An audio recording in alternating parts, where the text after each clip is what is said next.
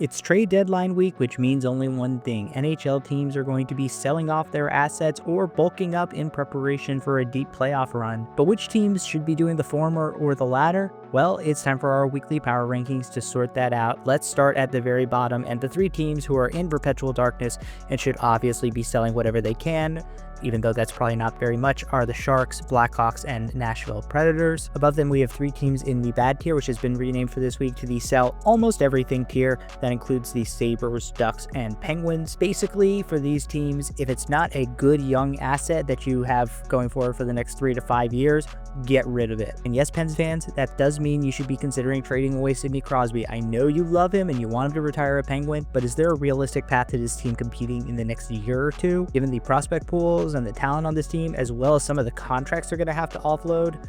I don't see it. So keep him if you want, but you're going to watch him just waste away those last years of his career. Up another tier is the mid/bubble tier, which I call buyer beware right now. These are teams that could look to add at the trade deadline, but I wouldn't say that any of these guys should be trading away significant futures to do so. This includes the Kraken, Utah Hockey Club, Canucks, Flyers, Kings, Bruins, Blues, Canadiens, and Red Wings. Now, the Canadiens had a very good week, going 4-0 against, yes, some very easy competition in the Sharks and the Sabres in a home-and-home. But they are 4 games over 500 and just 1 point out of a playoff spot, so, I mean, I personally wouldn't go for it. I would let the rebuild happen organically and just continue to improve and maybe go for it hard next year. But they are in a position where they could be justified in adding. On the other hand, a really bad week for the LA Kings, who lost all 4 games last week, including getting drubbed by both the Blues and the Blackhawks. I know that they're technically third in their division right now, and they're probably a pretty safe bet to make the playoffs, but this is a team that cannot win on the road to save their lives, and I really don't know if you can trust Darcy Kuemper to maintain this form in the playoffs, so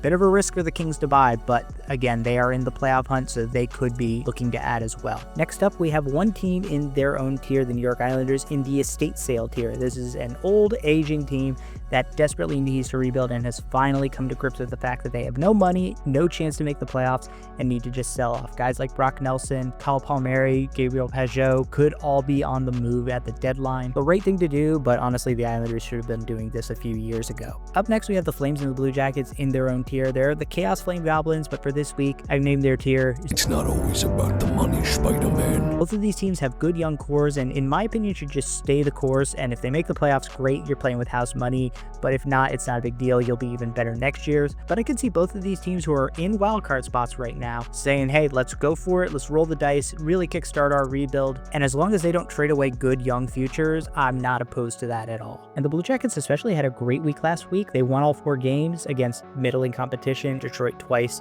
but Dallas they beat, and that's very impressive. In the next tier, we have teams who I think are going to add, but I think should not be too greedy, including the Devils, Senators, Rangers, Wild, and Hurricanes. I think all of these teams are going to be looking to add, but adding on the cheaper side. And in the case of the Hurricanes, trying to undo the apparent mistake they made in trading for Mikko Rantanen because they can't re-sign him. But I would say that these teams are justified in playing a little bit more in the back end of the trade deadline. None of them have a realistic path to win their division, and I just don't think that this is the time for them to make a big splash play. Above these teams in the incoming bullshit tier, we have just one team, and we know who it is.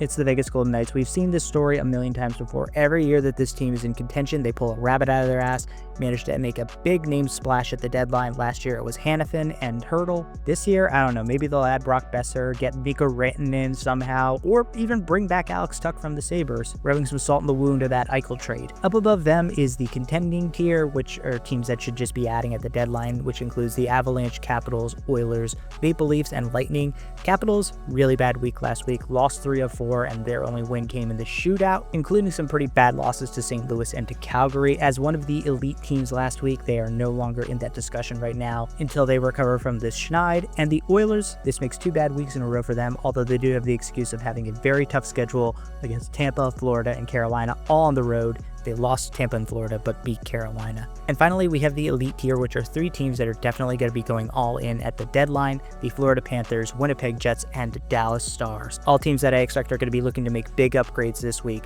And Florida had a pretty good week. They beat Tampa, beat Edmonton, as I just mentioned, and also got expected wins over Calgary and Nashville. And they're currently tied for the lead in the Atlantic Division with the Maple Leafs. So let's get nuts and see what these teams look like once the trade deadline ends. All right, want to get nuts?